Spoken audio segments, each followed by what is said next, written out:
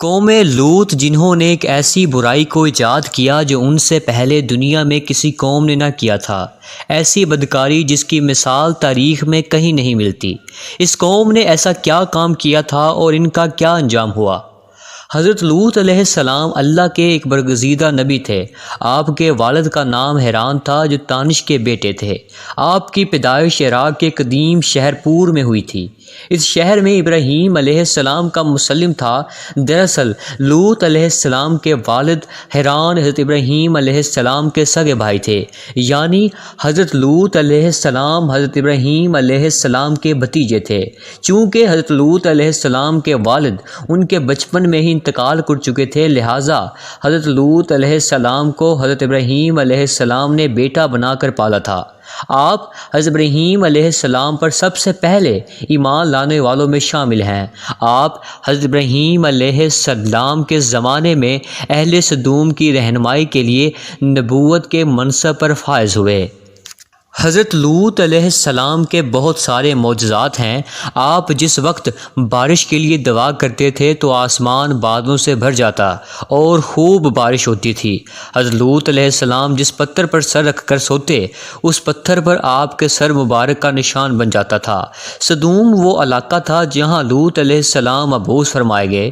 سدوم کے اس کے آس پاس 5 نہایت ہی خوبصورت شہر آباد تھے، جن میں سے ہر ایک کی آبادی 1 لاکھ نفوس سے زیادہ ہی تھی۔ یہ علاقہ نہایت ہی سرسبز و شاداب تھا اور قدرت کی فیاضی کا حسین شاہکار تھا۔ یہاں باغات کی کثرت تھی، لہاتی کھیتیاں یہاں کی ضروریات سے کہیں زیادہ تھی۔ اردن شاہ اور اسرائیل کے درمیان بسا ہوا یہ علاقہ نہایت ہی زرخیز تھا۔ وہاں طرح طرح کے اناج، پھل، میوے بکثرت پیدا ہوئے تھے، اور یہی وجہ تھی کہ اس کے پاس بستیوں کے لوگ بھی اپنی معاشی اور غذائی ضروریت کے لیے ان بستیوں کی طرف آتے تھے۔ مگر یہ بات اہل سدوم کے لوگوں کو بالکل بھی پسند نہ تھی۔ ان کے خیال میں ان کی بستیوں میں پیدا ہونے والے پھلوں، اناجوں اور سبزیوں پر صرف ان کا ہی حق تھا۔ وہ نہیں چاہتے تھے کہ دوسری بستیوں کے لوگ ان کے علاقے میں آئیں۔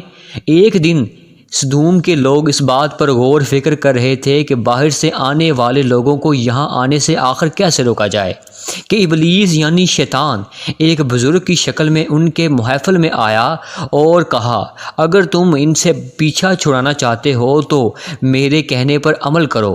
اس اجنبی بزرگ کی بات لوگوں نے بہت توجہ سے سنی۔ ابلیس نے کہا، میں کل بتاؤں گا۔ دوسرے دن ابلیس ایک خوبصورت جوان لڑکے کی بھیس میں آیا اور انہیں اپنی عورتوں کے بجائے مردوں کے ساتھ فعل بد کرنے کا سکھایا۔ ابلیس نے کہا کہ اگر تم ان بستیوں کے لوگوں سے نجات چاہتے ہو تو تمہاری بستی میں آ جاتے ہیں، تو ایسے کرو جب بھی کوئی شخص تمہارے علاقے میں آئے تو تم لوگ زبردستی اس کے ساتھ اپنی خواہش پوری کرو۔ اس طرح یہ لوگ اس بستی میں آنا چھوڑ دیں گے۔ اپنی نفسانی خواہشات کے لیے مردوں سے بدفعلین اس قوم کا دستور بن گیا تھا۔ یہاں بے حیائی عام ہو گئی تھی۔ حکمران، سردار، روشاں، ہر طبقے میں گھر گھر یہ عمل پھیل گئی تھی۔ بڑی محفل میں یہ لوگ اس فعل بد کے کام کو کر کے خوش ہوتے تھے۔ کوئی بھی محفل اس کام کے بغیر ادھوری سمجھی جاتی تھی۔ خاص کر مسافروں میں سے کوئی خوبصورت لڑکا ہوتا تو یہ لوگ اسے اپنا شکار بنا لیتے۔ تلمود میں لکھا ہے کہ اہل سدوم اپنی روزمرہ کی زندگی میں سخت ظالم، دھوکے باز اور بدعمالات تھے۔ کوئی مسافر ان کے علاقے سے بخیریت نہ گزر سکتا تھا۔ کوئی غریب ان کی بستیوں سے روٹی کا ایک ٹکڑا نہ پا سکتا تھا۔ ہر بار ایسا ہوتا تھا کہ باہر کا آدمی ان کے علاقے میں پہنچ کر فاقوں سے مر جاتا اور یہ اس کے کپڑے اتار کر اس کی لاش کو برہنہ دفن کر دیتے۔ اپنی وادی کو انہوں نے ایک باغ بنا رکھا تھا جس کا سلسلہ میلوں تک پھیلا ہوا تھا۔ اس باغ میں وہ انتہائی بے حیائی کے ساتھ اعلانیہ بدکاریاں کرتے تھے۔ حضرت لوط علیہ السلام نے انہیں توحید کی دعوت دی اور بدکاری کے اس دنوں نے عمل سے توبہ کرنے کا حکم دیا۔ حضرت لوط علیہ السلام نے کہا، تم بے حیائی کیوں کرتے ہو؟ کیا تم عورتوں کو چھوڑ کر لذت حاصل کرنے کے لیے مردوں کی طرف مائل ہوتے ہو؟ حقیقت یہ ہے کہ تم احمق لوگ ہو۔ حضرت لوط علیہ السلام اہل سدوم کو دن رات باز و نصیحت کیا کرتے تھے، لیکن قوم پر اس کا کوئی اثر نہ ہوا، بلکہ وہ بہت فخری انداز میں یہ کام کرتے تھے۔ انہیں حضرت لوط علیہ علیہ السلام کا سمجھانا بھی برا لگتا تھا، لہٰذا انہوں نے صاف صاف کہہ دیا کہ اگر تم ہمیں اسی طرح برا کہتے رہے اور ہمارے کاموں میں مداخلت کرتے رہے تو ہم تمہیں اپنے شہر سے نکال دیں گے۔ حضرت لوط علیہ السلام نے نصیحت و تبلیغ کا سلسلہ جاری رکھا، لہٰذا ایک دن اہل سدوم نے خود ہی عذاب الہی کا مطالبہ کر دیا کہ کہا اللہ تعالیٰ نے اب تک ان کے پاس اس بدترین بدفعل اور بدکاری کے باوجود ڈھیل دے رکھی تھی، لیکن جب انہوں نے حضرت لوط علیہ السلام سے ایک دن کہا کہ اگر تم سچے ہو تو ہم پر عذاب لے آؤ، اور لہٰذا ان پر عذاب الہی کا فیصلہ ہو گیا۔ اللہ نے اپنے خاص فرشتوں کو دنیا کی طرف روانہ کر دیا۔ یہ فرشتے دراصل حضرت جبرائیل علیہ السلام، میکائیل علیہ السلام اور اسرافیل علیہ السلام تھے۔ پھر یہ فرشتے حضرت لوط علیہ السلام کے گھر تشریف لے آئے۔ حضرت لوط علیہ السلام نے جب ان خوبصورت نوعمر لڑکوں کو دیکھا تو سخت گھبراہٹ اور پریشانی میں مبتلا ہو گئے۔ انہوں نے یہ خطرہ محسوس ہوا کہ اگر ان کے قوم کے لوگوں نے انہیں دیکھ لیا تو نہ جانے وہ ان کے ساتھ کیا سلوک کریں گے۔ حضرت لوط علیہ السلام کی بیوی کا نام وائلہ تھا۔ اس نے آپ پر ایمان نہ لایا تھا اور وہ دراصل منافقت تھی، وہ کافروں کے ساتھ تھی، لہٰذا اس نے جا کر اہل سدوم کو یہ خبر دے دی کہ لوط علیہ السلام کے گھر نوجوان لڑکے مہمان ٹھہرے ہوئے ہیں۔ یہ سن کر بستی والے دوڑتے ہوئے حضرت لوط علیہ السلام کے گھر پہنچے۔ حضرت لوط علیہ السلام نے کہا اے قوم، یہ جو میری قوم کی لڑکیاں ہیں یہ تمہارے لیے جائز اور پاک ہیں، اللہ سے ڈرو اور مجھے میرے مہمانوں کے سامنے رسوا نہ کرو۔ کیا تم میں سے کوئی بھی شائستہ آدمی نہیں؟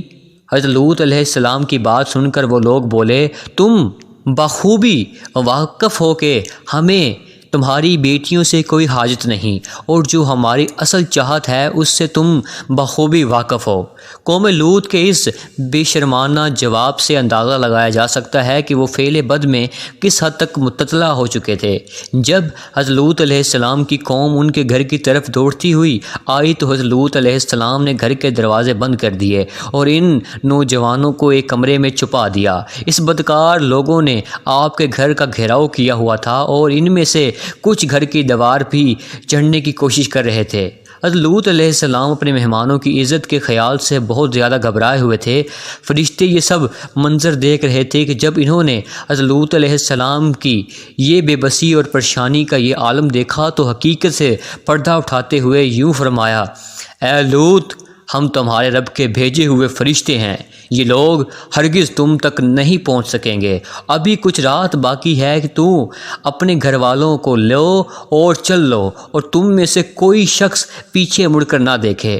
پہلے سدوم حضرت لوط علیہ السلام کے گھر کا دروازہ توڑنے پر ضد کر رہے تھے، لہٰذا حضرت جبرائیل علیہ السلام نے گھر سے باہر نکل کر اپنی پر کا ایک گونا انہیں مارا، جس پر ان سب کی آنکھوں کا ڈھیلا باہر نکل آئے اور بصارت زائل ہو گئی۔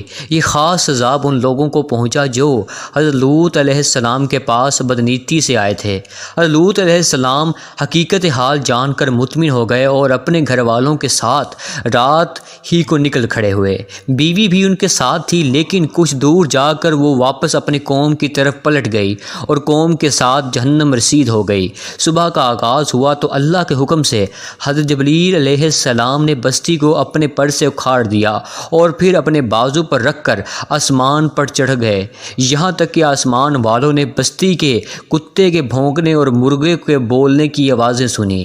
پھر ان بستی کو زمین پر دے مارا، ان پر پتھروں کی بارش ہوئی، پھر ہر پتھر پر مرنے والے کا نام لکھا ہوا تھا۔ یہ پتھر ان لوگوں کو لگتے تو سر پاش پاش ہو جاتے۔ صبح سویرے شروع ہونے والا یہ عذاب اشراق تک پوری بستی کو نیست و نابود کر چکا تھا۔ قوم لوط کی ان خوبصورت بستیوں کو اللہ نے ایک انتہائی بدبودار اور سیاہ جھیل میں تبدیل کر دیا، جس کے پانی سے ہی رہتی تھی تب کوئی فائدہ نہیں تھا، جس کے پانی سے بھی انسان کو کوئی فائدہ نہیں اٹھایا جا سکتا تھا۔ سمندر کے اس خاص حصے میں کوئی جاندار مچھلی، میڈک وغیرہ زندہ نہیں رہ سکتے تھے، اس لیے اسے ڈیر سے یعنی بحر مردار کہا جاتا ہے جو اسرائیل اور عروض کے درمیان واقع ہے۔ ماہرین آثار نے 100 سال کی تحقیق و جستجو کے بعد اس تباہ شدہ شہر کو دریافت کیا تھا۔ تحقیقات سے یہ پتہ چلا تھا کہ اس شہر میں زندگی بالکل ختم ہو چکی ہے۔ اس شہر کے راستے اور کھنڈرات کو دیکھ کر آرکیولوجسٹ نے یہ اندازہ لگایا کہ جب یہ شہر تباہ ہوا تو اس کے لوگ روزمرہ کے معمولات کے کاموں میں مشغول تھے اور یہاں زندگی اچانک ختم ہو گئی تھی۔ اہل سدوم جنہوں نے پتھر بنا لیا گیا تھا، ان کے بت ابھی تک بحر مردار کے پاس موجود ہیں جو تا قیامت لوگوں کے لیے ایک عبرت ہے۔ آج یورپی ممالک میں انسانی آزادی کے نام پر اس بدکاری کی اجازت دی جاتی ہے اور اس فحش عمل کو فخر سمجھا جاتا ہے، مگر حقیقت یہ ہے کہ ہم جنس پرستی فی الفطرت کی خلاف ہے جس کی انسانی معاشرے تباہ و برباد ہو جاتا ہے۔